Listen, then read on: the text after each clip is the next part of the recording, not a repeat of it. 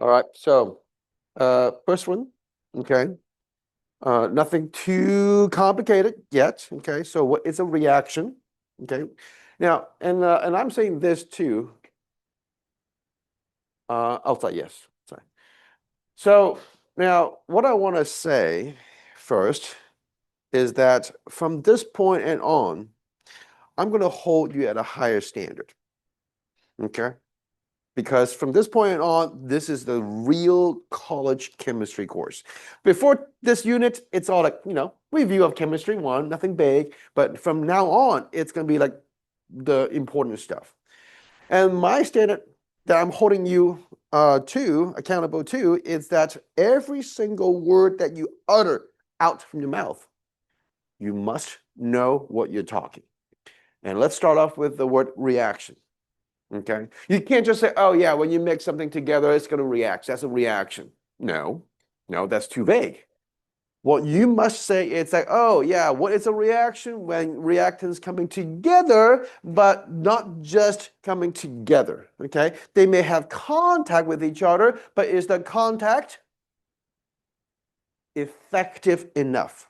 There must be an effective collision. And like last week, I talked about how you can spill some gasoline, but it's not going to turn into a fire. Because why? There's oxygen, there's octane, it should have a combustion reaction, but why is it not burning? There is a need of activation energy. Okay? There's an activation energy, and we need that activation energy to start the reaction right there. Without that activation energy, there's no reaction. Some might require a higher amount of activation energy, some might need a little spark, and then it kicks off. All right, now this is one very likely multiple choice question because I don't see how this is an FRQ, and that is, well, what's going to happen if you provide enough activation energy? Oh, it's called the transition state. And the question that would ask you is this: what's going to happen? What's going to happen to the chemicals? What's going to happen to the activated complex when it is at the transition state? Okay, I said it last week. I need you to make sure that you know it too. And that is there are two fates. The activated complex could move forward to make products, or it could also return and resemble its original reactants. Okay, so just because just because there is enough activation energy, it does not guarantee that 100% of the reactants would just go and make products. There are two fates. Okay, there are two fates. Now we are not going to assign like percentage wise, like, oh, how many percent goes to the product, how many percent goes to the reactant. That's an open question. Okay, but what we know is there are two fates at the transition state. The activated complex will move forward or backward. Okay, two possible outcomes. So that's why we learn about the collision theory, that every single reaction is a collision, and the collision has to be impactful, effective. Okay, and one thing that we also mentioned back in Chem 1 is like, oh yeah, what could affect the rate of the reaction? And that's why we have this unit, kinetics. What we said last year was that, oh, you know what, catalyst. Speaking of catalyst, what do you know about catalyst? They can speed up the reaction, yes. And one likely question that I can easily come up with is this. All right, we have an exothermic reaction. I'm going to have the energy profile right here. This vertical axis is energy. This is called the, now, it's not exactly time because time is very absolute. So instead, we call it reaction progress. Okay, so thinking about this as 100%, this is 0%. All right, so a question would be for you. How would you draw a graph on this picture to indicate that a catalyst is present?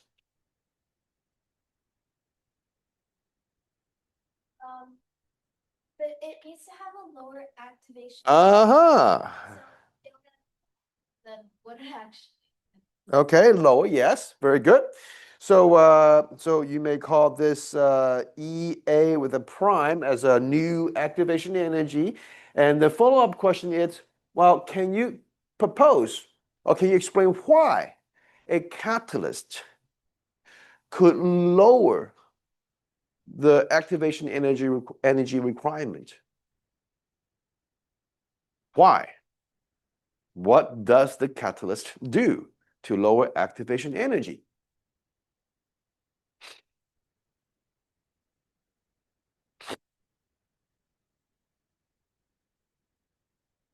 All right. So the now I'm not sure if you still remember this from biology. Enzymes. Did you remember enzymes? They are catalysts. Why do we label enzymes as catalysts? Because they are present in the beginning of the reactions and they are still there at the end of the reaction. That's why we say, hey, it's a catalyst. I think that's what you look at when you have a series of steps, right? Whatever that's present at the beginning and what's also present at the end of the reaction, that's called the catalyst. But that's just how you label them. What does it do? What do the enzymes do in your stomach to help you digest and extract energy? So one thing that you can credit catalyst work is that they make the reaction site more accessible. Okay, so for example, let's just say the lock right here of the door. Let's just say there's a little cover. All right. Every time I need to open my door, I need to get my key out. I need to remove the cover. So I can have somebody else say, all right, can you hold the cover for me so that I can just put my key in there? That's easier for me.